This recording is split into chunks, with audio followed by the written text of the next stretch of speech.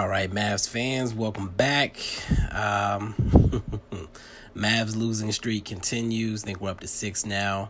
Maxi's return means that this is actually the first game where we've had every player available in over 400 days, apparently.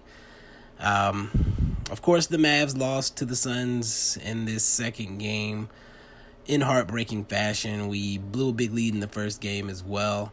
But we're mostly going to focus on this second game here since we're full strength now. I had a few people tweet me about how heartbreaking this loss was. Even had a Bulls fan hit me up in the DMs and say he was sorry for how we went out. But I guess I'm just numb to losing because it didn't even register with me why people were hurt by that loss.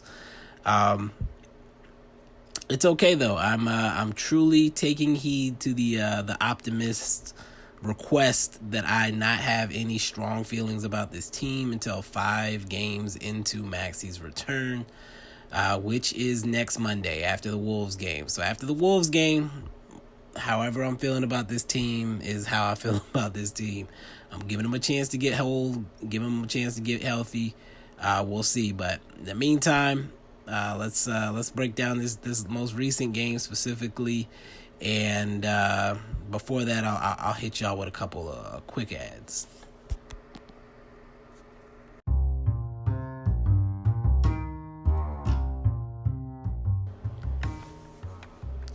If you're a person that's interested in pop culture collectibles, Mondo has you covered.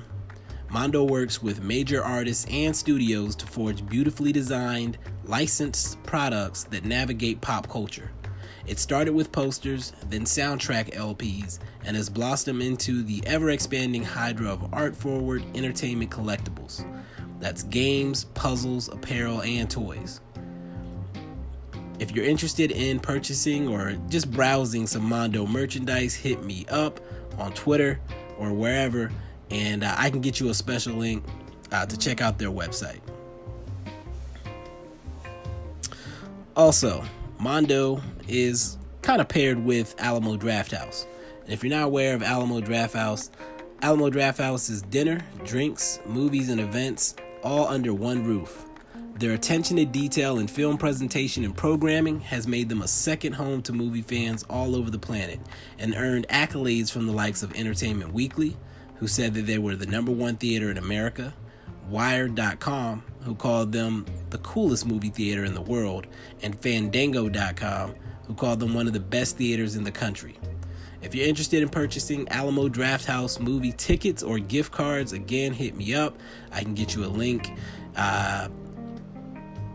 And if you purchase through that link, it does me a solid. Alamo Drafthouse, again, is one of my favorite theaters out there. They are based out of Austin and have a ton of theaters across the state in Texas. Also have locations in other places, so if you're curious if they have a location near you, again, hit me up. I can get you a link and we can figure that out. And with that said, let's get back to the game.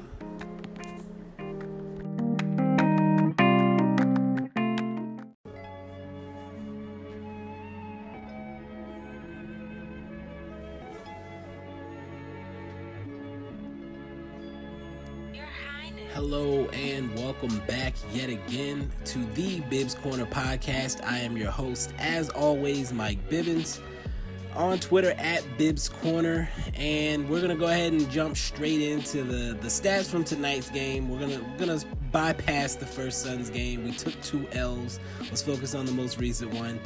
So first of all, Luka, of course, played the most minutes tonight at 38. Finished with 25 points, 5 boards, 8 assists, 2 steals, and 2 blocks. He was 7 for 19 from the field, 1 for 4 from 3, 10 for 11 from the free throw line, which you love to see. 4 turnovers tonight. It appeared that he hurt his ankle in the second quarter, and if you've been listening, you know I mentioned that it looked like his knees were bothering him in past games as well. So it feels like his legs are really going through it right now. He probably could use a game off, but the way this team is playing, he probably won't be getting that anytime soon.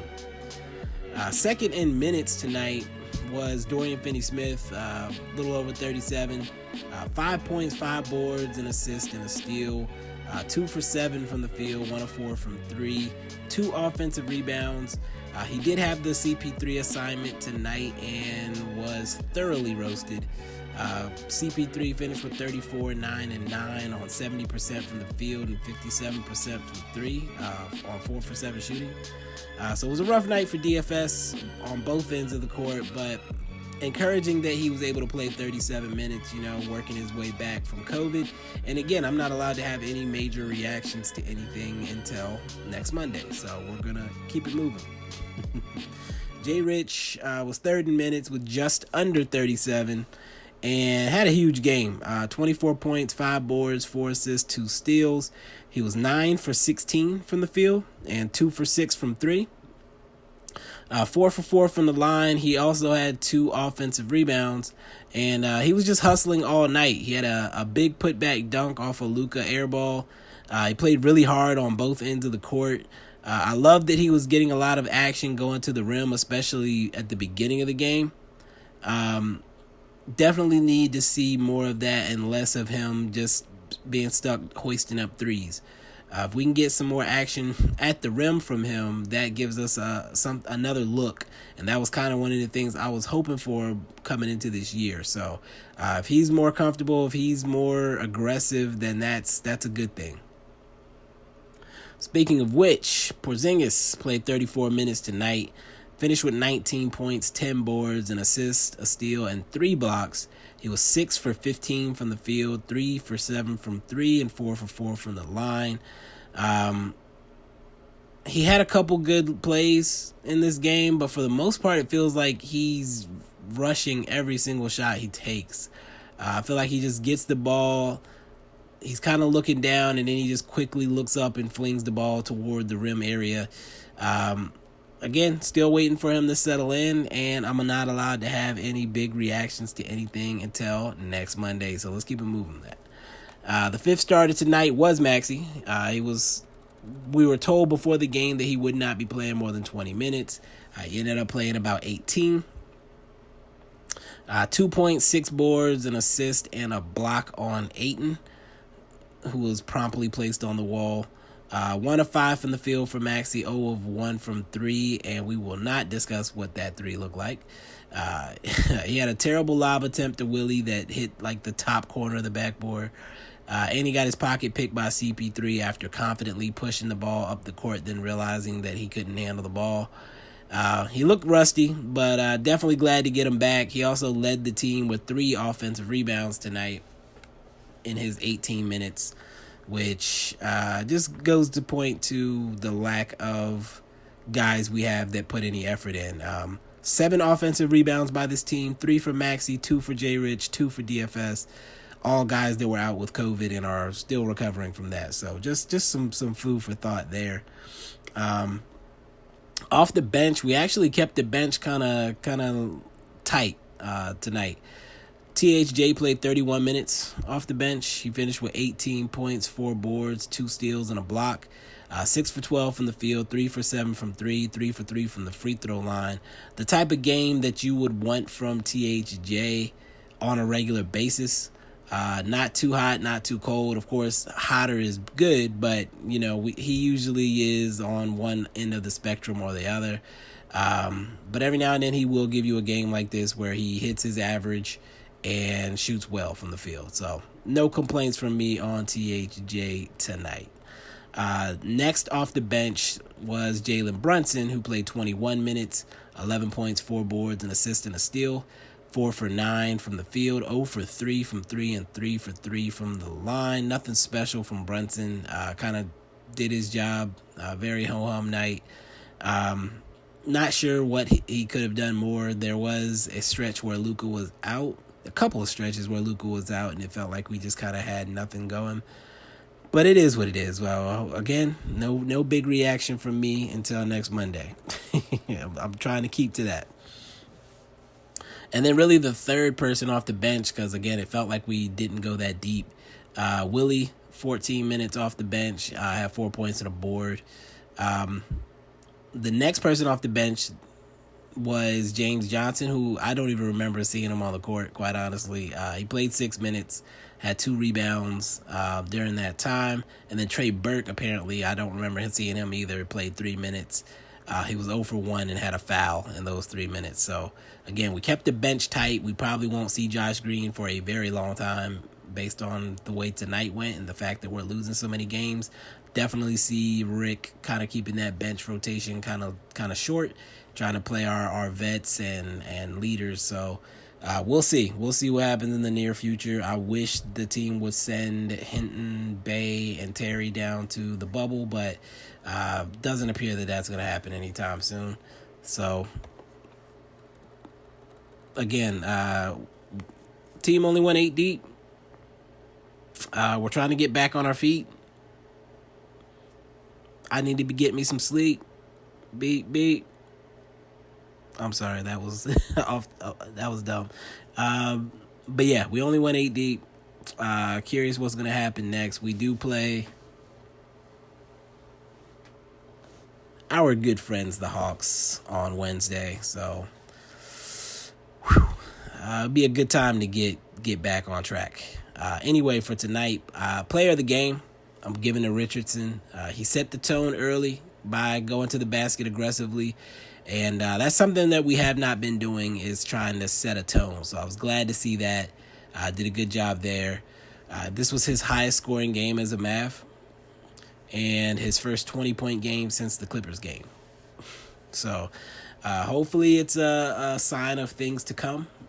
I mean, I'm not necessarily expecting 24 a night from him, but if he can put the effort that he put out tonight and can hit his shots a little bit more effectively than he had been, then that's going to be a positive for us. That's going to be part of how we turn this around. So definitely not going to complain. Again, he also had the assignment on Devin Booker. First half, he did a really good job on him. Booker was actually 1 for 7. We will not talk about what happened in the second, and especially not on that last play. But again, did the job. Coming off of COVID, definitely looks like he's in a good spot. So glad to see that. Tweet of the night, I'm giving to myself actually. The Wurzburg wall was back. I was able to add DeAndre Ayton's name to the wall. Man, it just feels good. It feels like it's been forever since I've been able to talk and have fun with the Maxey thing. Very glad to have him back, and it gives me at least something to look forward to during this stretch where we're trying to get ourselves together, figure out what type of team we are, and figure out if we can really make a push for these playoffs late in the season. So with that, I'm going to hit y'all with another quick ad, and then I have a parting thought that I feel like y'all are gonna have some feelings about. I'll be right back with you.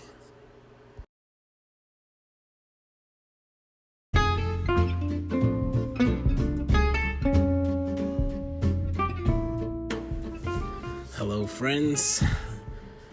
With so many people cutting the cord, you may be looking for your next streaming option, and I have a couple for you. First is Vidgo. Vidgo is a live TV streaming service that includes live entertainment, lifestyle, news, and sports channels for about $40 a month. Right now, doing a special for $10 a month for the first 2 months.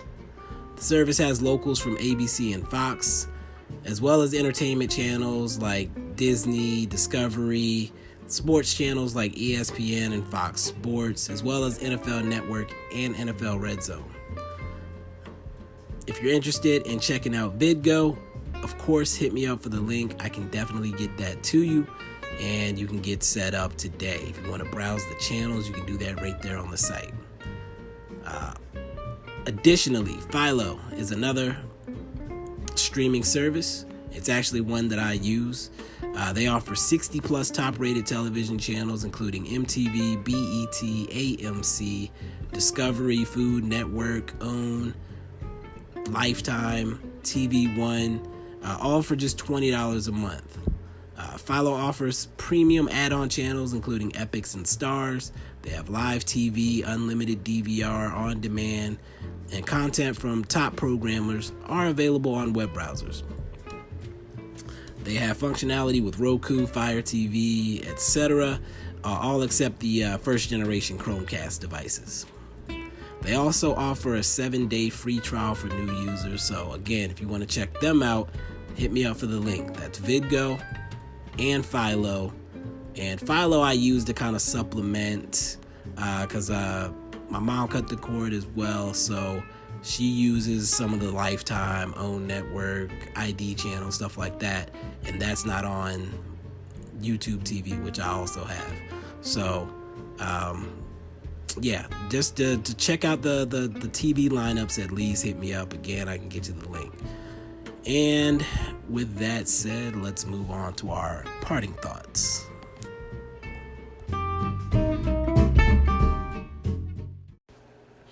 All right, folks, let me hit you with my parting thoughts, and it is the Luka and KP dynamic. Down the stretch of the game, Luka and KP were running some interesting action, but not getting the results that I would hope for. I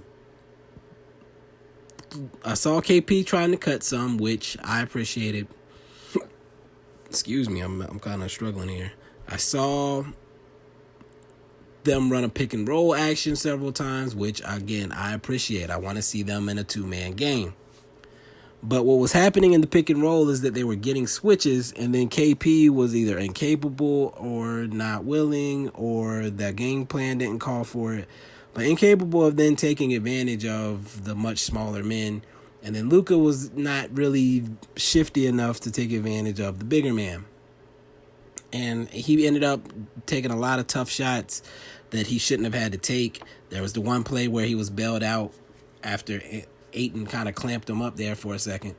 And I don't know, it was tough to watch. I want to see KP be a little bit more forceful in getting to a threatening position, because he was not making himself a threat. And even when he's doing a pick and pop in that situation, where there's a switch, he's not using his best advantage. Like, he's taking himself out onto the perimeter further when he has a perimeter player on him, which makes it easier and makes them more comfortable guarding him. I understand a lot of people don't like post-ups, but in that situation, if KP were to roll to the basket versus popping out, and someone sees that he has a guard on him or whatever, they're not going to think KP's light in the waist, so I don't need to react. A basketball player's natural instincts are going to send them down there to help out on Porzingis. That gives Luka the threat of faking a pass to Porzingis and maybe getting someone else open. Or if nobody comes over to help, he can have the potential lob threat of throwing it over the top to KP, or getting it to KP and causing the other guy to foul him. Whatever the case may be, that adds another wrinkle and a dynamic versus Luka having to try to figure out how to maneuver around DeAndre Ayton or McCall Bridges at the top of the key, or launch a three when we know that that's not his specialty, especially off the bounce like that. He's been doing a good job of getting set threes when he gets wide open, but when he has to shoot it off the bounce like that, it's not as great a look. The consistency isn't there. So that's something I noticed. I talked on Twitter with one guy about KP not being forceful enough, in my opinion, when it comes to dealing with Luka. Like he treats himself like a second-class player to Luka, which, I mean, obviously the talent level, he's not quite on Luka's level, obviously. But as the number 2, he has to at least pretend to be, or at least act like he's more important than the other 3 guys on the court. Like, he can't just become another one of the Luka accessories. He needs to be a little bit more than that, and I want to see him be more forceful in that area, whatever the case may be. If he's not confident in his shot, that's not my problem. And again, I'm not trying to be judgmental at this point because, of course, I can't be judgmental before Monday the 8th and Maxi Kleber's 5th game back. But just something I'm noticing, something I'm keeping an eye on going forward. Again, I do feel like tonight he did a little bit better job of getting those interior position moments or trying to make flashes toward the interior. But not quite enough demonstrativeness in asking for the ball and things like that. Especially when Luka's off the court, he's not doing it then either. So that's got to change. He needs to get more. I don't care if he's 0 for 20. If you're the best player on the court, you need to act like it. We'll see. We'll see if that changes over the course of these next 4 games where I'm not going to be judgmental. And I do want to tell you guys, I have a few things I'm cooking up right now. A few things I'm cooking up I'm really excited about. And you should be learning about all of them over the course of the next few days, maybe a week. It may take a week or so, but a lot I'm working on, a lot I'm excited for, so definitely keep an eye out. As always, thank you for your support and your time and attention. You're going to have plenty of ways to show your support to the show coming up here shortly as part of those things that I'm kind of excited about right now. But in the meantime, in between time, peace.